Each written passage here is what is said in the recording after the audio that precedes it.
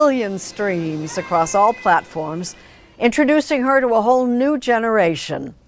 And I want to thank the millions of people who sang along with me on Pretty Little Baby. Some social media content with that song in the background of it as well.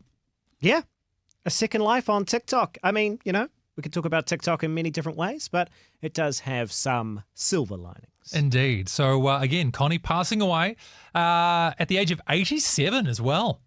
Yeah. Pretty good effort. Amen. Amen to that. By the way, Ross texted on through, actually I should say, didn't text, messaged in the chat on the stream Friday. Thank you, Ross. I'm proud of all my friends today. If you're going to be joining us on Friday next week, drop it in the chat so we know that you're going to be there with us. It's going to be so cool to introduce the rest of the New Zealand that has, as yet, not had their lives improved by the training experience. But yeah, Connie Francis passing away at the age of 87. Also, by the way, at the risk of giving away something we may or may not have time for later on, another famous performer passing away today you've probably heard about 400 times. Ozzy Osbourne, the Prince of Darkness, apparently. Yep. Makes people feel uncomfortable when you talk about the Prince of Darkness on Rima, but nevertheless, greater is he that is in me than he that is in Black Sabbath, as the verse does say. If he can really earn that title. Do you not? Is it not up for grabs? I think it probably belongs somewhere else. Taken by somebody else, you think? Yeah, you know. Not too keen to give it Copyright away? infringement, do you think? You imagine how much trouble he's going to get into when he ends up in his final destination. Adding insult to injury. Trending with Andrew Curtis. Oh, quite proud of that. Moving on to number 18. Number 18 in our most searched for terms in the country over the last week. Now, this one actually covers a whole bunch of different bases because it was also very popular on stuff.co.nz at one point this week and on CNN. Tragically, though, another name in the news and the same reason as Connie Francis, this gentleman has passed away, one Malcolm Jamal Warner. Now, if you don't know Malcolm Jamal Warner, you might better know him as Theo from The Cosby Show, which certainly opens a big can of worms, which we will gladly delve into. Of course. But, yeah, a lot to talk about here. So, sadly, Malcolm Jamal Warner passed away. He drowned, in fact, while in Costa Rica on holiday. And so the challenge that I think a lot of news services have in speaking about his legacy, as you mentioned, The Cosby Show was his major claim to fame. I feel like there was something else about The Cosby Show that people... Something about it wasn't quite right. Oh, gosh. It's almost Can't have like... been that big of a deal, though, surely, if we can't remember. I know. It's almost like I've been drugged by something to help me forget. Gosh. I thought we were being tactful for just at least a moment on I thought trending, about it, and then I saw an opportunity and then took we it. moved on from that. So let's see how CNN tried to delicately dance around the minefield that is discussing The Cosby Show while also paying homage to Malcolm Jamal Warner. Lisa, the cultural significance of The Cosby Show at a time in the late 80s and early 90s when a big portion of this country would sit down and watch the same show on the same night, which is something that just doesn't happen anymore, just tiny little fractions of the population, but particularly for, as we were speaking in the last hour to Bomani Jones and others about how impactful it was to have this Cosby family represented in the way it was. Successful, middle-class family, just what a cultural touchstone it was, and Warner's involvement in that was central. Absolutely. And Jim, Malcolm Jamal Warner was family. He was absolutely family, and the black community is grieving, just like they did with Chadwick Boseman and Kobe Bryant, because when you have a black celebrity, especially a black man who is representing the black community, you know, representation really does matter. We say that, but it's so very true. And when it came to Malcolm Jamal Warner, he was like our brother. He was like our cousin. You know, I have a funny story in that back in 2017, I interviewed him, and he was talking about being a brand new dad. His daughter was 4 months old at the time, and he was so excited about that. He also made me promise not to call call him Theo. He said as much as he loved the role, his name was Malcolm. And a year later, I was supposed to interview him and do a set visit on the set of The Resident, which was another show that he was beloved for. And I got sick. I caught the flu. And I posted about not being able to see him and not being able to go to see Childish Gambino. I had tickets with friends. And he came in my comments on social media and he said that, basically he was sorry that I was sick, but could he get those Childish Gambino tickets? And that was Malcolm Jamal Warner. He was just like funny. And then his co-star came in and co-signed and said, yeah, we're down for that 100%. Like, can we get your tickets? And I mean, that was the thing. Like, we felt like we knew him from TV, but also, as Elizabeth points out, he was just beloved as a human being, as a person, as a man who loved music, as a man who loved culture. And he fully understood what he meant, Jim, to the Black community, playing that role, being able to see an affluent Black family on TV. It was the first time, it was groundbreaking, and it still hits you in the gut when you watch it, how important and vital The Cosby Show was. And this is, I can't state enough what a huge loss this is. This literally feels like we have lost a family member today. Well, there you go. Profound from the host there. I don't want your ad, CNN, so that's enough from you. By the way, I got this text through from somebody, number ending 275, didn't leave their name, but hey, we'll miss you too, but come move over with us to Fridays. They said, I'll miss you guys when you move to Fridays. Yeah, come on. Come on in. Join come on us. in. The water's fine. It'll be a great time. We do, by the way, for those of you who aren't always able to catch the entire show, if you weren't aware of this, the VOD, video on demand from the show, does go up on Facebook for about a week or two and also ends up on the YouTube as well. So if you want to catch up on a previous show, I often rewatch it just to review how it all went and see how it all sounded from a listener's point of view or viewer, as the case may be. So that's always an option too for those of you who maybe can't be part of the live version.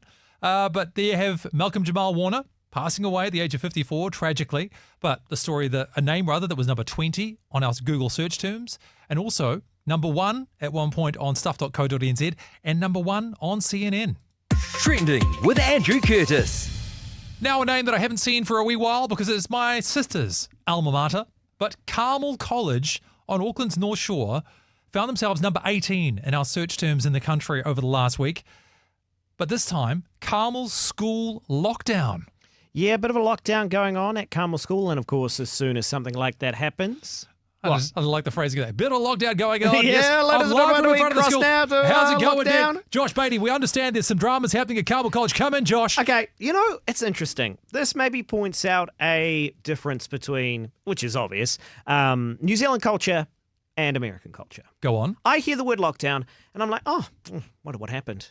Can't have been that big of a deal, though, right? Like, it surely wasn't that big of a deal. I remember when I was in school and we had a lockdown because apparently there was somebody who was on the run near the school and there was a possibility that we were going to come through. Yep. And just the vibe at school was just like, well, I guess, We were kind of a bit miffed, I think, because we couldn't go out for lunch. We couldn't leave the room. Right, yeah, And so I fair was just enough. feeling, this is a bit annoying. This is just, kind of dumb, but... Maybe I don't understand the criminal mind as well, but if it was up to me and I was trying to run away from the cops, running to school doesn't feel like the place that I'd go. Does that seem like the kind of thing that you'd prioritize? If you're like, maybe you're just assuming you can hide amongst the sea of humanity. You've got to have a pretty baby face. Mug some kid and just say, you're like a ring in for the first 15. You know how certain schools they get like that dodgy thing where they bring in some guy who's 25 with 3 kids and they're like, no, he's 18. Yeah. No, it's fine. He's fine. He's just playing in the first 15. Yeah. I knew a guy once who was doing like 2 That 5 o'clock shadow is just mud. This guy was doing like 2 PE classes and like 3 art classes a week. And you could tell literally the whole reason he was at the school. He was just some ring in for the first 15. And that was 25 years ago. Isn't that disgusting to be able to say? Anyway, Carmel College though. Now the story itself tells us that the lockdown was lifted at 3:13 p.m. back on, the 17th of July. So 6 days ago now. Everyone did extremely well and responded to instructions, we've been told. A notice will be going out to parents and caregivers tonight to provide some information on what has occurred today. Police said officers were called to the school on Shakespeare Road about 2 p.m. to support staff during the incident. This involves a student, and there is no ongoing risk to the school or the public. Police are aware the school initiated their own lockdown procedures as a response, and this has now been lifted. Now, as I look into this a little bit further, I believe there was something to do with perhaps a bomb threat. Or at least that was really? one interpretation on what this all involved. So maybe if you got some kids who are involved in the school, or you found out a little bit more about it, would love to get a behind the scenes, as it were. 8168 with the keyword Rima, or of course leave a comment below. There are a few people watching on the stream at the moment. Remember, rima.co.nz, click on the YouTube or Facebook link. Yeah, lockdown, I'm not surprised it trends. Yeah, I can understand that. And the other thing too, that does make me feel very grateful to be a New Zealander. Let me contrast this with if I was, say, an American parent and I found out that the school was going into lockdown. You'd assume something else, wouldn't you? You know exactly what you'd assume first. 100%. 100%. So in some ways, nice at least to still live in a country where that's not an ongoing part of your life. That would have to wear you down, wouldn't it? Like surely some schools, they even have drills for that kind of thing, like what to do in the event of school shootings. That's got to... It's in the psyche, isn't it? Yeah. It affects mentally. Yeah. Yeah, and I just can't fathom it. We have not the ability, because we thankfully have no... I mean, we've had incidences of the like here in New Zealand, but Sure. not to the level or quantity, shall we say. And so we're kind of blissfully unaware, or blessed, as it were. In some ways, it's a blessing to have a nothing story in the headlines. Like, Yeah. what actually happened? Nothing. Nothing really. Like, oh yeah, they locked the place down. I mean, it was probably the right thing to do, uncertain circumstances and all that. But effectively, it's a story where, oh, we did this thing, but nothing really happened. Yeah. And that's what you Fantastic. want. And that makes the news in New Zealand. So stop for a moment. If you ever struggle, the risk of taking this on a much more profound note than I'd originally intended at the start of it, stop for a moment. If you struggle to be positive or optimistic in your own life, a little bit of compare and contrast. The fact that this kind of a story makes nationwide news and is the number 18 trending story in the entire country. You imagine what has to happen, say, in the United States to get into the top 18 search terms in the whole country. Be pretty hard work. And yet for us, a story where a school was locked down and nothing happened, that was number 18. You live in a pretty safe and prosperous part of the world, and I hope you're aware of it. Trending with Andrew Curtis. Now, for all those of you who love to hit the clubs in the middle of the week, let's head to Tomorrowland. Yeah. Woo! I'm going to play as much of this as I can without getting copyright struck. Welcome, everybody, to Tomorrowland. For some reason, this was the number 16 search term in the country over the last week. Okay, so Tomorrowland is a big music festival. But apparently, the reason that it's trending, at least, is not because of the music on offer. There was a fire that broke out, and there was a big question whether or not the festival would continue to go ahead. As you can hear, momentarily, we were actually crossing live. We have that ability here on Trending. We've got connections, baby. It is going ahead. It is going ahead. Well, it's going on right now. It's going on right now. Right now. If you go to Tomorrowland on YouTube, you can actually be a part of this, I suppose. It does feel strange to me having some kind of a dance music festival in the broad daylight as well. I think it's going all day and all night, shall we say. I think it's one of those things where, if you're into it, and you don't have to explain it. And if you're not into it, you'll never get it. And that's okay. That's okay. You can love Tomorrowland. You can be all about it. But no, it was, number 16 though. Number 16 trending. To cut back to a story that was put forward about this, it says that fans roared in excitement and organisers sighed with relief as the Tomorrowland Music Festival kicked off on Friday. So that would have been last week, 2 days after a massive fire engulfed the main stage and threw one of Europe's biggest summer concert events into doubt. Now, funnily enough, a lot of people saw it and thought, oh, wow, this is a really cool pyrotechnic display. Like, they're really committing to the bit on this one. And then it turned out that, no, in fact, this thing was on fire unintentionally. Yeah. And oops. We saw the aftermath of the fire. Yep. And for a while, I didn't realize that was the story. I just thought, oh, it's, Tomorrowland, it's a big music festival, and people are talking about it. And I thought what I was looking at, which was the aftermath of the fire, was actually just a creative choice. The gnarled kind of rigging that looked like it was fallen and misshapen in various ways. I was like, oh, it's an art piece. You know what you remind me of? Or at least I like to imagine you are the embodiment of. And that is all the parents of kids who got involved in grunge when it was like, I'm talking like Nirvana and Soundgarden and Pearl Jam, like back in the 90s. And they were like, I don't know why my kids are into this with their ripped jeans and long hair and baggy T-shirts and so on. It's basically, that's you. right now. You are that dad. Looking at the kids in their mucky little ways, being like, what's going on? I don't understand it. I don't like it. But I'm going to do my best to understand it because I love them. I want to be a cool dad. Trending with Andrew Curtis. Looking at some other cool stories, though, and the ones that were the most popular in the country over the last week. It's what we do around here. And a reminder that we're going to be moving. The show is moving from 12 to 1 on the Wednesday to Friday between 9 and 10. So we'd also love to hear from you just to make sure that you're going to be with us. Are you going to be joining us? Why don't you send us a message? 8168 with the keyword life. A lot of people already simply texting through Friday. That's what we're asking you to text on through or leave as a comment in the chat below if you're watching the stream. Come with us over to Friday. This is the last Wednesday. Trending will be here. But of course, next week it will be on a Friday. Text through or leave a comment below. If you're looking for the stream, head to rema.co.nz and click on either YouTube or Facebook. Closing in now to our top 3 stories. Now, that might surprise you, by the way, because this is the number 12 in the last week. So how can this be in the top 3? Quite simply because we've often commented on Trending that New Zealand loves a bit of sport. Let me tell you that there are 11 stories in between our number 1 non-sport headline and then the next non-sport headline. Everything else is sport. There's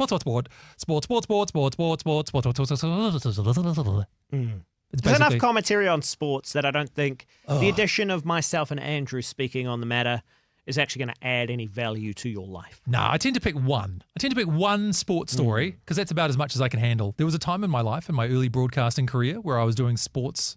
Really? Yeah, right back in the beginning, in the You heyday. were the sports guy. I was literally that sports guy. That was the title that I had when I would do sports news for the morning wake up.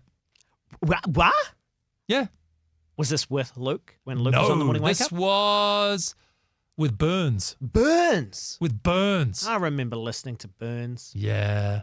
Is it weird to reminisce about a different radio station on another radio station? I don't think so. We're all in the same family. That's right. It's fine. You should know that by the way. By now. Yeah.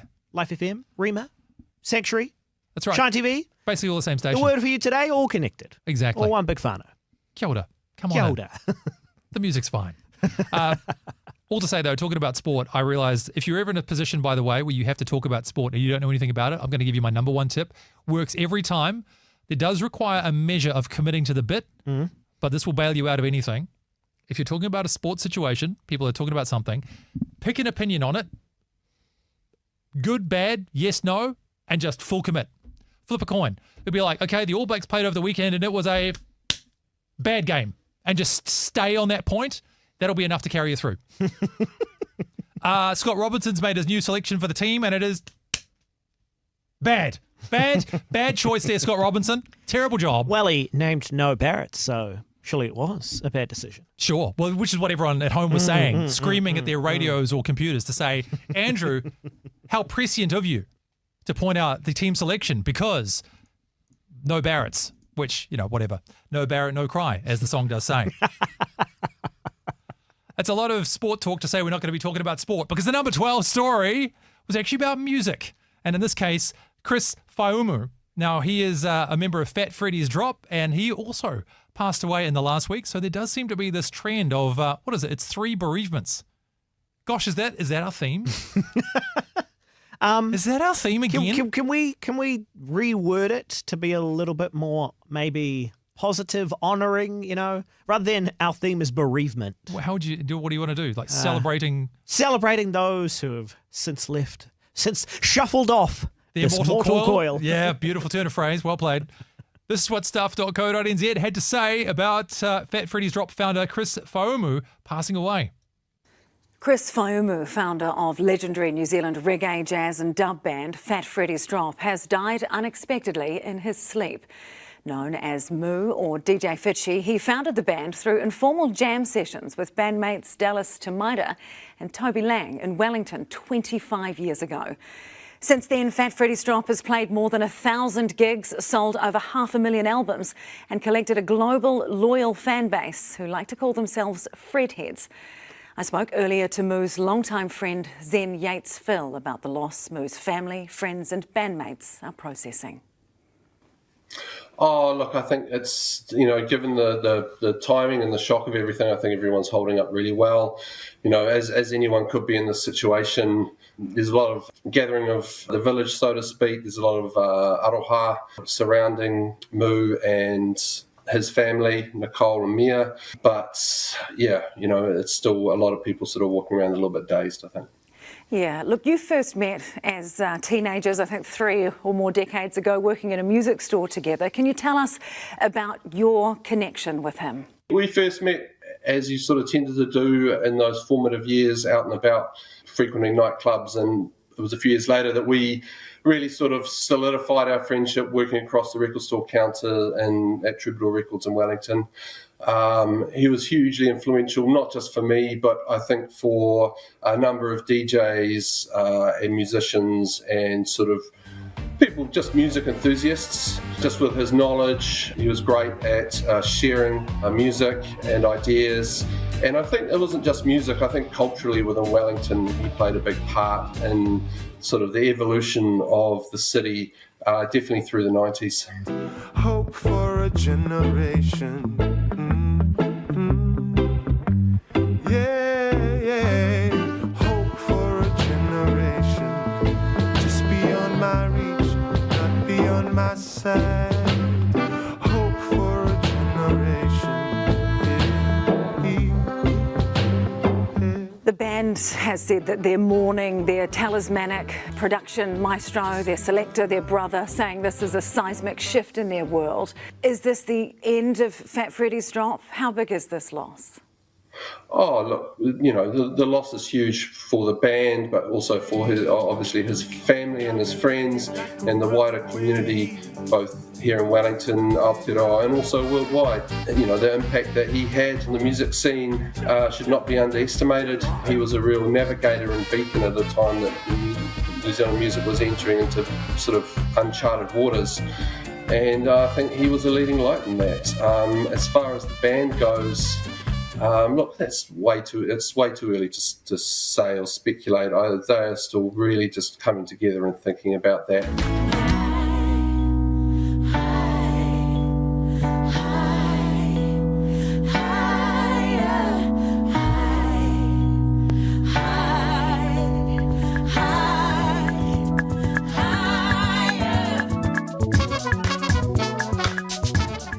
So Chris Faemu passing away, number 12 in the trending news stories in the country over the last week. I will say one unexpected little gem that emerged from all of this was an article written by Jack Tame. Oh. Did you know that Jack Tame was a teenage trombonist? Tromboniist? Why can Trombone? I imagine that? Right. He made the observation himself that it was clearly a move designed to get the ladies, because who doesn't love a man with a trombone? But no, he reflected on the impact that Chris had on his life and Fat Freddy's drop in general. So it's quite a cool article to track down if you've got a bit of time and you want to find out more about Chris Faemu and the impact that his music had on so many.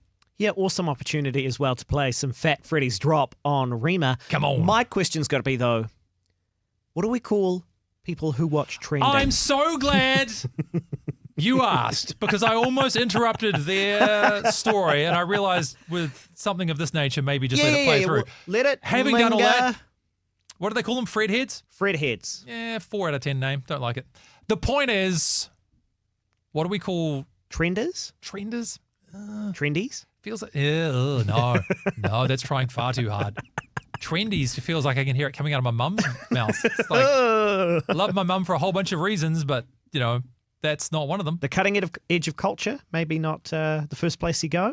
No. Trenders, No trendies, offense to mum. It feels like we are backed into a corner a little bit. Enders. Ooh. Enders. Feels almost ominous, doesn't it?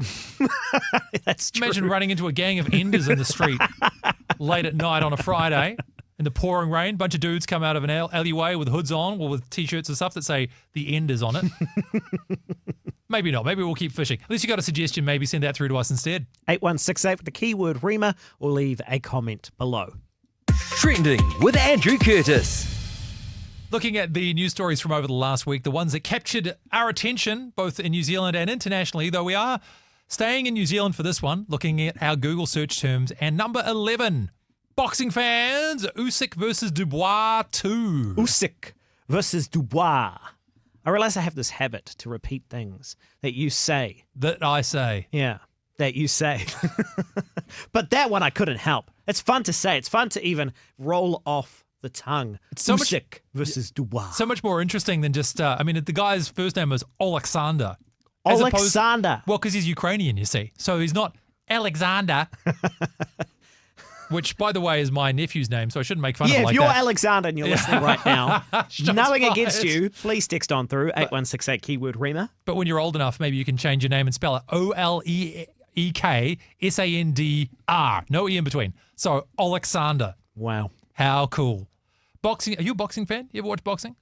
A little bit. A little bit? Every so often. Not really. What would be the occasion where you would decide to watch boxing? When it's in the zeitgeist, when it seems to have elevated. When the world's being carried away on boxing fury.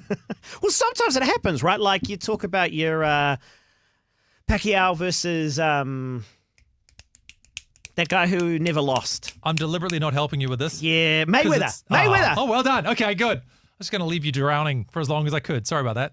I'm the worst lifeguard ever. Is he still alive? He's still good. Well, that's because you are quite a combat sports fan. That is true. I am a big fan of combat sports. It's good for you. Nothing like a good punch in the face to remind you of what's really important. Though there might be something that causes boxing to be a little more relevant in New Zealand, because the outcome of this fight, spoiler alert, Alexander Usyk knocked out Daniel Dubois in the 5th round. His next fight will likely be Joseph Parker. Now that's a name I know. There you go. If you're not too familiar, Joseph Parker is a New Zealand boxer. I think he holds the IBF belt, WBO, something like that. Anyway, the point is, or a former IBF or WBO champion. They reckon he will be the next cab off the rank. Yep. IBF. I thought that's what, if you're struggling to make a baby, you go through IBF. That'd be IVF. Oh, sorry. That could be the reason you're having problems. My wife and I are fighting all the time. She keeps dropping with a surprise right, and for some reason, we just can't conceive. Too many low blows, as it were. The jokes continue. Now, here's the thing about Alexander Usyk. Genuinely seems like a lovely chap, which is remarkable for someone who could easily hospitalize me without even thinking about it. Hey, I bet there's a bunch of people out there who could easily hospitalize me, and they are lovely. That's true. If you reckon you could hospitalize us, text through now. What was cool to see was that Alexander Usyk, by many people's accounts now, is at least in discussions in the conversation when it comes to who is the greatest boxer of all time. Oh, wow. So this guy was undisputed at cruiserweight, which is a few kilos down from the open heavyweight division, decided to go up to heavyweight and is now the 2-time undisputed heavyweight champion as well, has beaten everybody in the top tiers of heavyweight boxing. He's beaten Tyson Fury twice, Anthony Joshua twice, Daniel Dubois twice.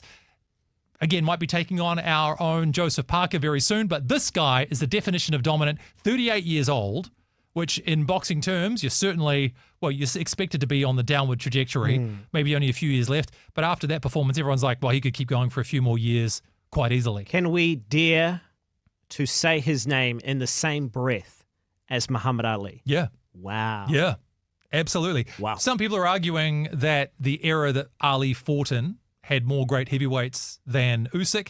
The counter argument has been Usyk is so good that he makes otherwise good-looking heavyweights look not that great. Right. He is that good. He is, and he's relatively small for heavyweight, a mere 220 odd pounds. Oh. How embarrassing. If I was that weight, I would not look as... No, I'd be 220 for a different reason. Yeah. Which would not inspire people. Yeah. But Alexander also has a very strong faith in his life, and I thought I'd play this one for you. It's not from the boxing match itself, again, where he defeated Daniel Dubois, but instead talking about the most important thing in his life, and it's not boxing.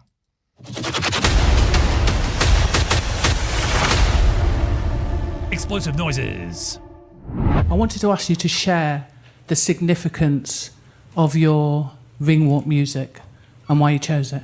I believe for God, Jesus Christ, but Virgin Maria, it's my mother, Sky Mother. But for me, it's this music my motivation. You know? Yeah. Ave Maria.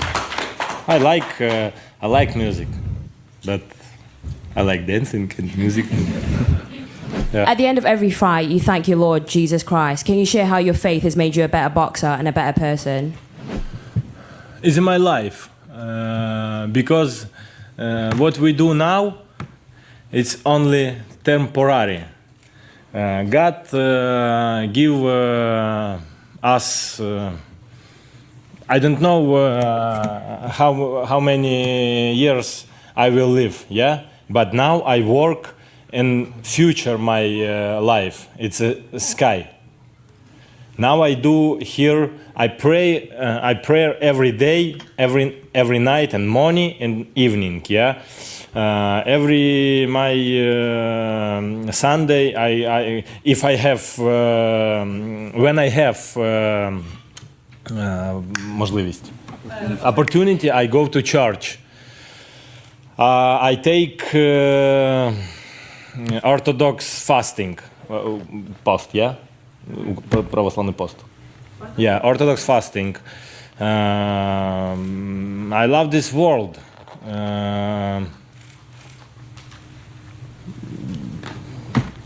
Jesus is my life. Boxing, it's a great, you know, I think when I hard work, but God is like a clean my inside soul, clean my soul. Yeah, Jesus Christ is alive. Alexander. Yeah. Question to you. I believe in Jesus too. How does your relationship with Jesus shape the way you think and fight in the ring and also fight in your life?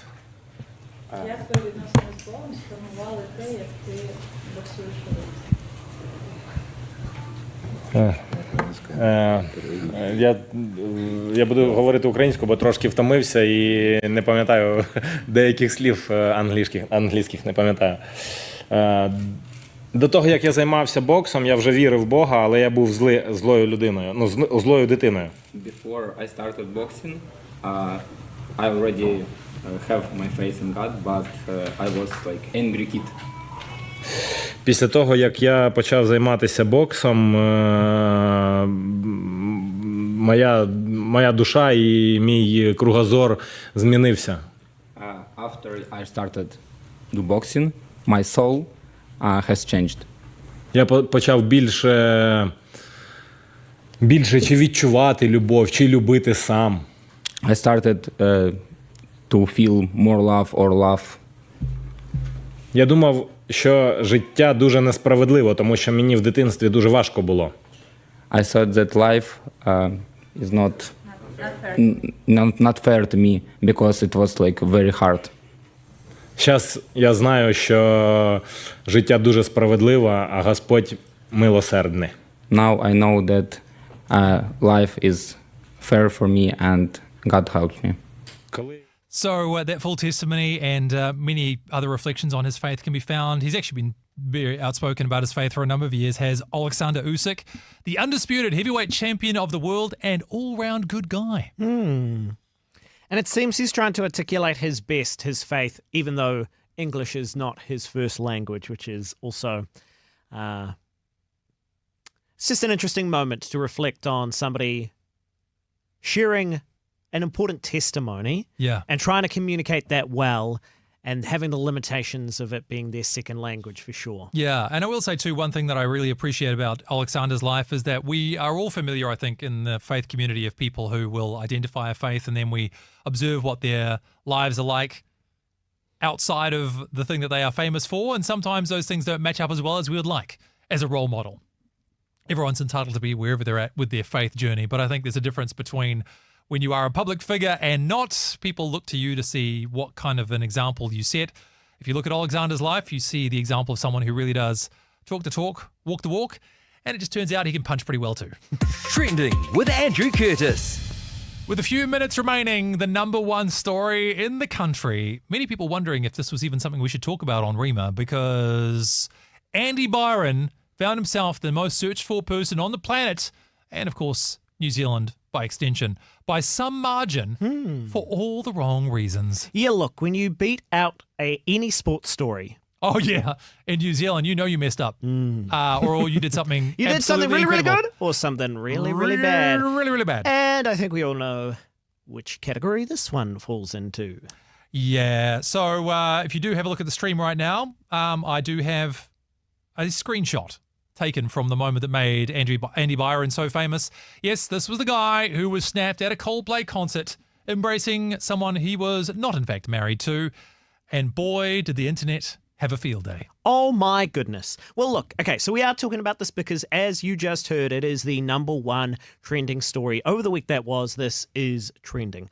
But let's not focus on the infidelity, shall we say. Let's focus on why on earth this has just captured the entire world. I don't like to say it, but every so often find myself doom scrolling. Yep. I'm on Instagram Reels. Yep. One reel, nothing. Then it's all about this. Yep. Nothing, this. Nothing. It's every second reel is something connected to this story. I've seen people describe it as, admittedly, your term of reference may vary, the greatest day on the internet in years for those who love posting memes and laughing at people.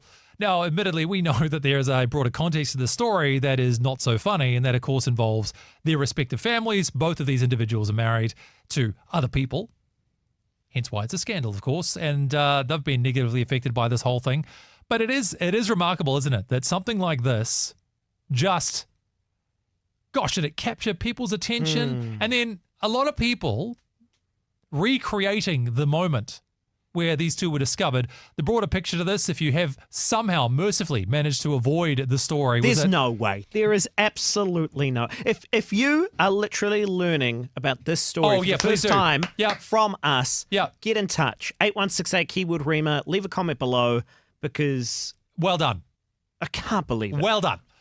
They were, of course, on this massive kiss cam thing, which is, then ducking out of sight once they realized they were now there for all to see. People were recreating this moment on all sorts of different TV shows, variations of like show intros, sports events. I saw one with mascots at a baseball game. You name it. People were doing their bit to, I don't know, cash in on this, maximize meme value. Okay, let's try do this from a Christian perspective. Yep. I wonder, so the word that comes to mind here is karma, which flies in the face, of course, of Christianity. I don't think it does. Ooh. Okay, well, let's talk about this then. Yep. Explain how then. Sowing and reaping. The difference, though, between karma and sowing and reaping, or in a Christian context, is simply this. Karma is simply you get what you put out there, which is the same as sowing and reaping. The thing that just makes Christianity distinctive is that we also believe it's possible to get the good things that you don't deserve because of what God did on our behalf. Nobody needs the Holy Spirit to understand this idea of God doing a good thing on your behalf because he loves you and you don't deserve it. Right. While we were sinners, Christ died for us. That's like while I was doing the worst I could do, because really to sin is the maximal affront you can make towards your creator. While I was doing a terrible thing, God decided the best response was to do the most selfless thing back in my return. That is not karma. But the general idea of if I do bad things, I get bad things back, that's just Old Testament 10 Commandments. Interesting. If you agree or disagree, feel free to get in touch, 8168 with the keyword Rima, or of course leave a comment below in the stream, because I wonder, is this the thing that we are hanging our hats on in terms of why this is so phenomenally huge, is because we love to see people get their comeuppance. It could well be part of it. In fact, especially, we talked about, sorry to interrupt you, but we talked about billionaires, and we talked, that's been in the zeitgeist recently, and, if it's rich, powerful people, even more so. Is zeitgeist your favorite word at the moment? I do love the word That's zeitgeist. multiple uses of the word zeitgeist in one show, and don't think I haven't noticed. Well, why don't we continue this conversation then in the post show, because it is 1 o'clock now. We've got to head through to the news. So thank you again to everybody who joined us today. We'll see you again on Friday. All right, Friday Hold between on. 9 and 10. Just before you end the show. Come on then. 2 people texting in. One Kathy, another anonymous. First I'm hearing. Hey! Glad I'm out of the loop, Wow. says Kathy, though. I cannot fathom that is the case, but well done, Kathy, and well done, Anonymous. I aspire to be like you. Stick around, join us for the post show. We'll talk about this a little bit more. Otherwise, though, if you do have to move on with the rest of your day, thanks again for being a part of Trending. And thanks for everyone who's been a part of this 12 till 1 Wednesday thing for a while now. I'm hoping all of you can come to the Friday show. If you can't watch it live, remember the videos on demand are going to be up on our YouTube and Facebook pages. We'd still love to hear from you via your messages and texts throughout the time. But I've dragged on this news for far too long. We're going to stick around and talk about the story a little bit more. So if you want to join us on the live stream, head to rema.co.nz, click through to the either YouTube or Facebook live pages. We'll talk about this more. Otherwise, we'll see you Friday. Goodness me.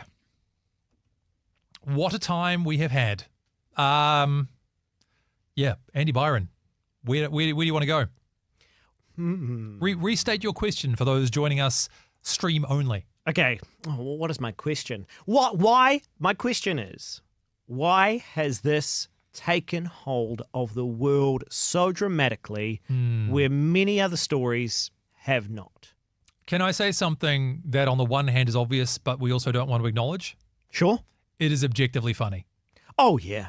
It is objectively funny. So we discussed this on the Rema Breakfast Show a couple of days ago, and specifically regarding Andy Byron losing his job.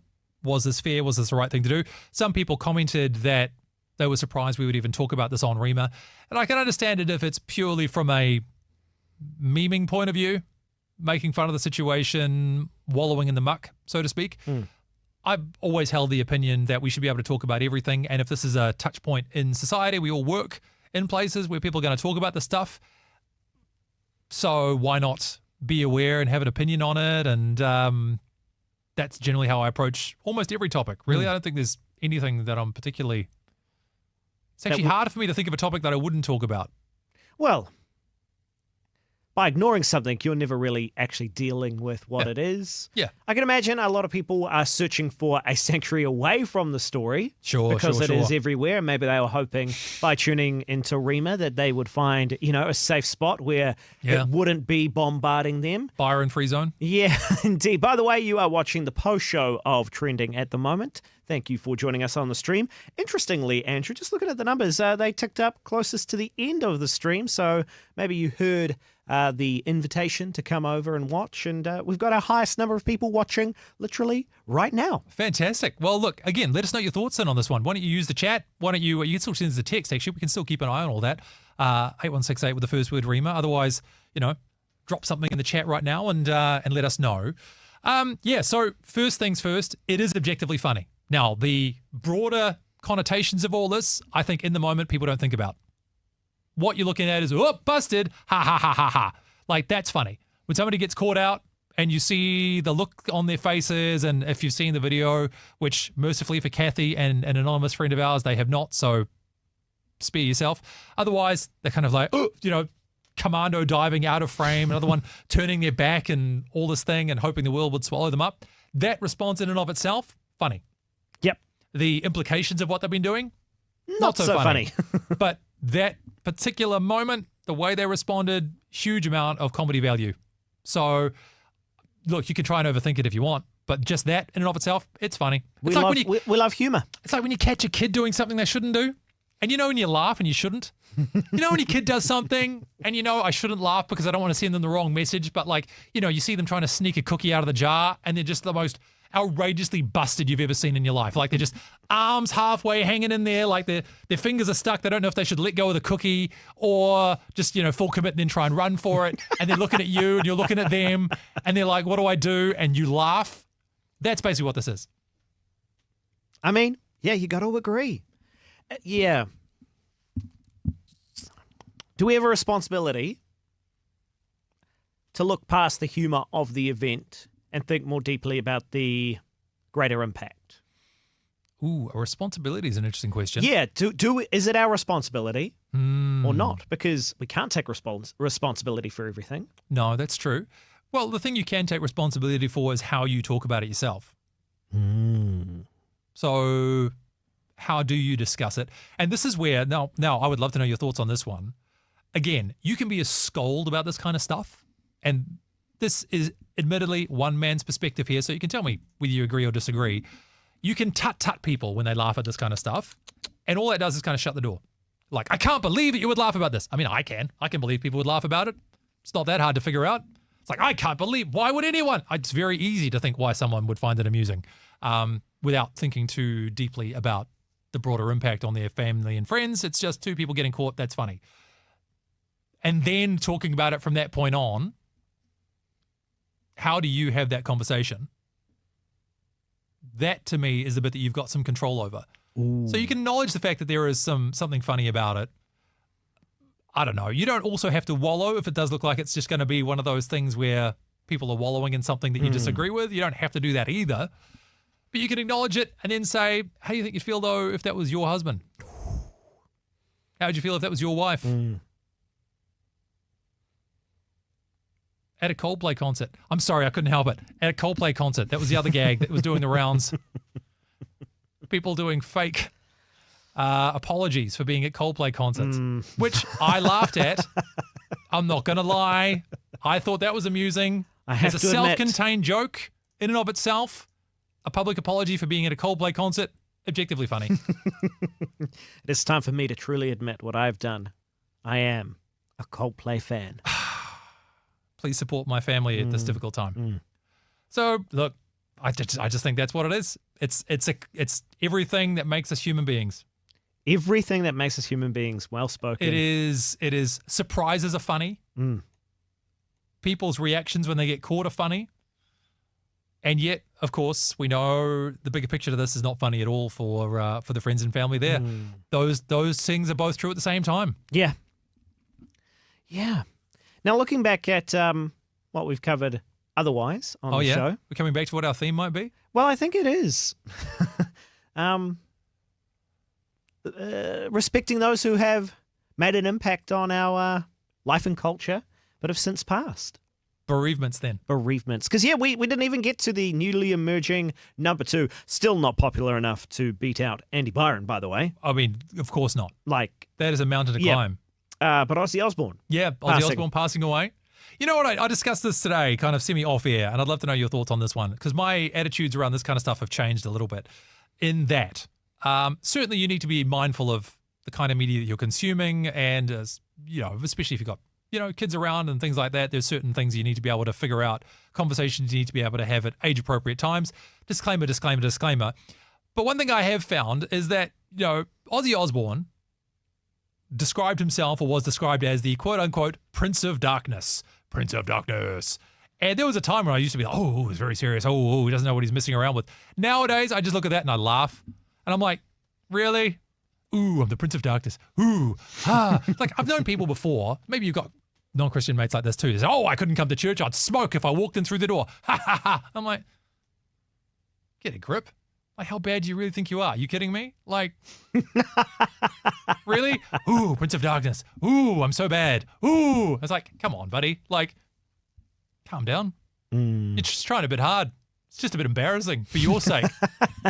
Really? Ooh, I'm so dark. Ooh. It's like, you and I both know that if you're actually in the presence of Almighty God, you'd be face down crying a complete wreck. So let's not talk about what an imposing, scary badass you are. Like, really? Really? Don't think so. No offense to Ozzy, but he wasn't exactly that imposing at the end of his life. No. In fact, I remember him even saying too, he thought it was a miracle he was still alive, or even still able to move under his own recognizance. Because he just wrapped up, I think weeks ago, the final farewell tour for Black Sabbath. For Black Sabbath that he was performing in, seated most of the time. Yeah. Yeah. Interesting. I mean, look, very influential performer. I know plenty of people who are into that kind of era of metal and loved his music. Didn't love him personally for what he said he stood for and all that kind of stuff. Make of that what you will. Not exactly a role model, though. No. So weird, too, that he ended up being a reality TV star for a while. Oh my gosh. That was the strangest show. I mean, there's been, I don't know if I can say that because there's many There's strange. many a strange show. Fair But point. that was bonkers. Yeah. Yeah. This was back when I did watch real TV and it would just pop up. Yeah. And it was annoying because you'd want to pull yourself away. You see, I've never watched an episode, but I do know. Sharon! Oh my gosh. That was basically, that's my Ozzy Osbourne impression. It's not a singing thing. But I can go, Sharon! Sharon! Sharon! He sounds very Aussie, doesn't he? Oh, goodness me.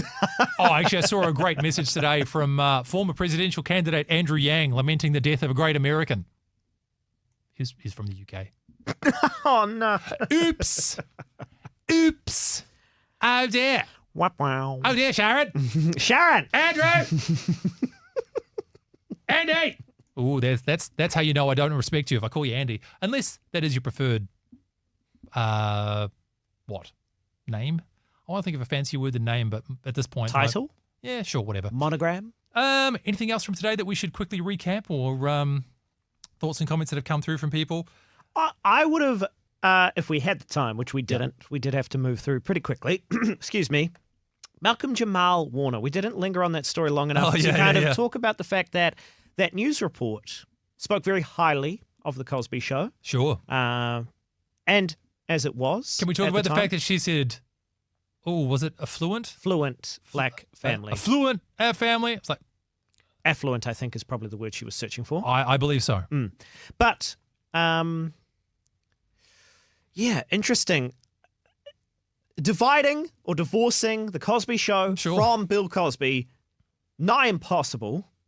But what they did is just talk about all the great qualities of the Cosby Show. Yeah. Again, it still bears his name, but no mention to the man himself, of course.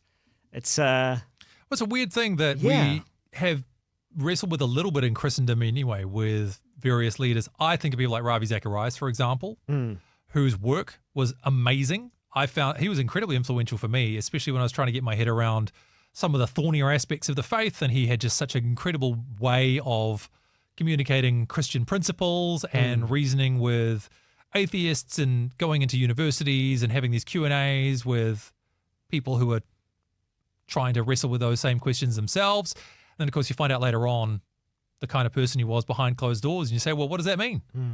And in some ways, it's a similar situation where it doesn't detract from the impact. Because you start to ask, all those positive things that I experienced, does that mean they weren't real? And I don't think it does mean that. I think it does reflect the duality of man. That the duality of man, yeah. We have this nature that is inclined towards good and evil. And we've got an incredible ability to conceal that. So the Cosby Show may be a secular example of this. There was a long period of time when people looked at the Cosby Show, particularly for the African-American community in the US, as this beacon of what was possible, normalizing the idea of two successful professional black people raising a solid and intact family. She was a lawyer. He was a doctor. Could it be any more obvious?